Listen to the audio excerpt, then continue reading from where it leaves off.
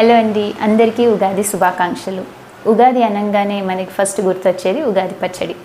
ఈ ఉగాది పచ్చడిని మనం షడ్రుచులతో కలిపి చేసుకుంటాం. అయితే చైత్రమాసంలో వచ్చే ఉగాది పండుగ ఎంతో ప్రాముఖ్యత కలిగి ఉంటుంది. చైత్రమాసం అంటే మనకి సీజనల్ చేంజ్ జరుగుతూ ఉంటుంది. మనము వింటర్ నుంచి సమ్మర్కి ట్రాన్సిషన్ అవుతూ ఉంటాం. ఇలాంటి ట్రాన్సిషన్ పీరియడ్లో మన ఇమ్యూన్ సిస్టంలో రకరకాల మార్పులు జరుగుతూ ఉంటాయి. దాంతోపాటు మన ఇమ్యూన్ సిస్టమ్కి స్ట్రెంగ్త్నివ్వాలి, బాడీ డీటాక్సిఫికేషన్ జరుగుతూ ఉంటుంది. అయితే ఈ ఉగాది పండుగలో మనం చేసుకునే ఉగాది పచ్చడిలో కలుపుకునే రకరకాల షడ్రుచుల వల్ల ఈ డీటాక్సిఫికేషన్ ప్రొసీజర్ అన్నది స్మూత్గా అవుతుంది. అలాగే మన ఇమ్యూన్ సిస్టమ్కి స్ట్రెంగ్త్నిస్తుంది. అయితే ఈ షడ్రుచులు మన శరీరానికి ఎలా ఉపయోగపడతాయో ఈ వీడియోలో చూద్దాం.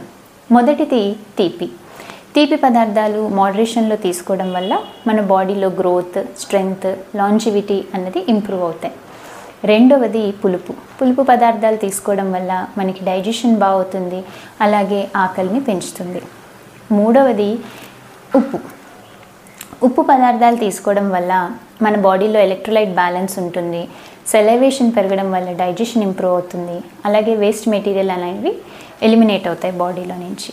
నాలుగవది చేదు పదార్థాలు తీసుకోవడం వల్ల బ్యాలెన్స్డ్గా తీసుకుంటే ఇవి మన బాడీలో ఉన్న పారాసైట్స్ అన్నిటినీ ఎలిమినేట్ చేస్తాయి, అన్వాంటెడ్ బ్యాక్టీరియా ఎలిమినేట్ అవుతుంది, వైరల్ ఎలిమినేషన్ కూడా జరుగుతుంది, అలాగే మన స్కిన్ టైటన్ అవ్వడానికి హెల్ప్ చేస్తుంది. సో ఇలా చేదు పదార్థాలు మోడరేషన్లో తీసుకుంటే మంచిది. ఐదవది కారం పదార్థాలు తీసుకోవడం వల్ల మనకి డైజెషన్ ఇంప్రూవ్ అవుతుంది, సర్క్యులేషన్ పెరుగుతుంది, సైనసెస్ క్లియర్ అవుతాయి. ఆరవది వగరు పదార్థాలు తీసుకోవడం వల్ల మన బాడీ హీలింగ్ అవుతుంది. వూండ్ హీలింగ్కి వగరు చాలా హెల్ప్ చేస్తుంది, బ్లడ్ క్లాటింగ్కి హెల్ప్ అవుతుంది. సో బ్లీడింగ్ని ఆపడానికి వగరు పదార్థాలు ఎంతగానో ఉపయోగపడతాయి.